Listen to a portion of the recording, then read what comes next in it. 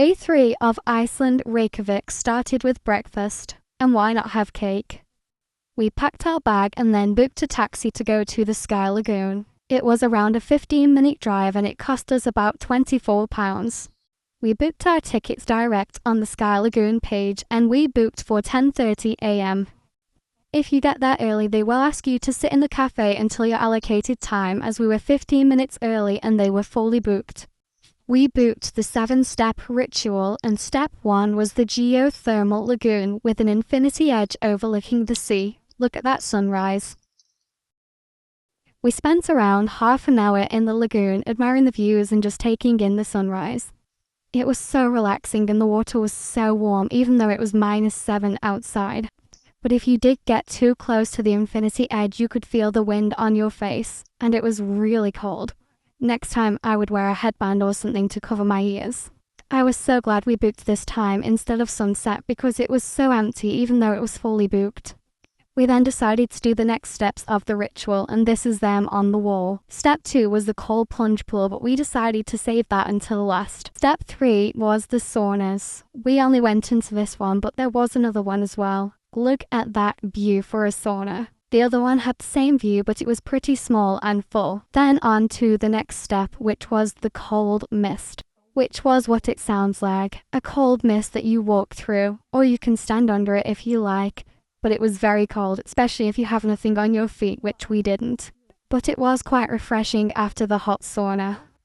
Step 5 was a body scrub, which is for your body only and not your face. Which, if you have sensitive skin, I will double check the ingredients, as I have eczema and this brought my eczema out. After this, you leave the body scrub on and then go into the steam rooms.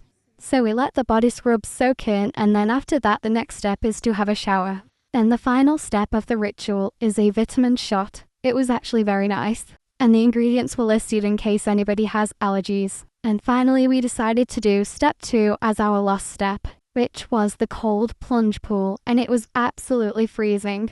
But we both had a go as we wanted to get the full experience. After that, we got ourselves a well-deserved drink from the bar. For 1 Prosecco and 1 beer, it cost £23.92. You use your bracelets to pay for this and pay at the end when you check out. This should be some sort of beer advert, look at that. We had a last little swim round and explore before we decided to head back to the hotel. There is no time limit, so you can spend all day there, but we had so much we wanted to see and do. So we got showered up and then got a taxi back to the hotel and dressed and ready for the evening. We went straight into town to the Christmas shop. This is open all year round, but it felt extra exciting visiting in December. It was super festive inside and you could literally buy anything you wanted Christmassy. There were so many lovely handmade baubles and ornaments. But wow, it was not cheap at all. We were going to get a bauble, but they were around at least £30 each. Then when we were driving into Reykjavik on day 1, we saw a frozen lake, so we decided to walk over to there. All the swans and ducks were crammed in the one area that wasn't frozen. We saw other people on the ice, so thought, why not? We were a bit hesitant at first, but there was even people on there with pushchairs, and I was so shocked Connor went on because I was sure he wasn't going to do it. But when he saw how thick the ice actually was, he was up for it. The views were so picturesque as the sun was setting, and I was having the best time sliding around. But I'm so glad we didn't fall through the ice. It would be so good if you had your own ice skates. We then decided to have a walk over to where the Christmas markets were. There wasn't loads of Christmas markets, only a small amount of stalls. But there was also an ice rink by the Center Hotel Plaza. It was then time for a snack, the most popular in Iceland, a hot dog. They were really good and you could get them almost anywhere in Iceland. We carried on exploring and came across the Yule Cat that is known for eating people who don't get new clothes on Christmas Eve. We walked towards the harbour and then decided to do the fly over Iceland. But they said the next showing wasn't for another 30 to 40 minutes and we weren't prepared to wait that long. So we got on a Bolt scooter to get us out of the harbour, save us walking all that way again. It was so much better than walking. I highly recommend this way of transport. We wanted to get to the church before sunset, so we were in a rush. We made it there just in time and purchased our tickets from the shop. It cost us £16.02 for 2 tickets. You go in a lift and then just a few steps to the top and you get a 360 view of Reykjavik. You are also just below the church bells.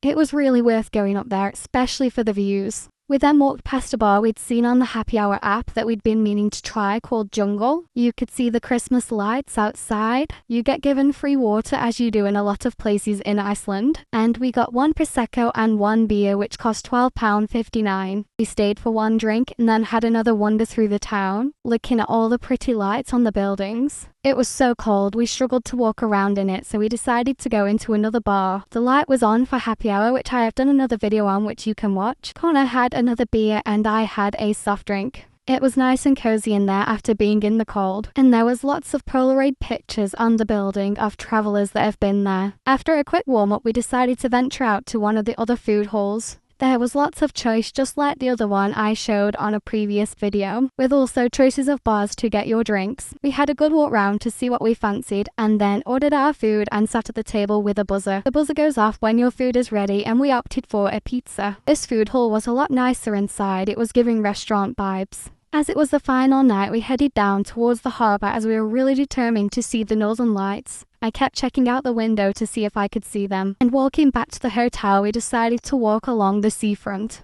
past the Harper building, and as we crossed the road we spotted the northern lights. I was so happy as I wasn't sure if we would get to see them as it was our final night in Iceland. Before going back to the hotel we stopped off at Reykjavik Chips and got some fish and chips. I wasn't that hungry, but Connor really wanted to try them. They did so much in there, it was actually really good. You could even get beer and milkshakes. Then we went back to the hotel as we had an early flight the next day. I kept going out onto the balcony to have one last look at the northern lights, and early the next morning before going home we got one last look at the active volcano. We already can't wait to return to Iceland one day and hopefully see the south coast too.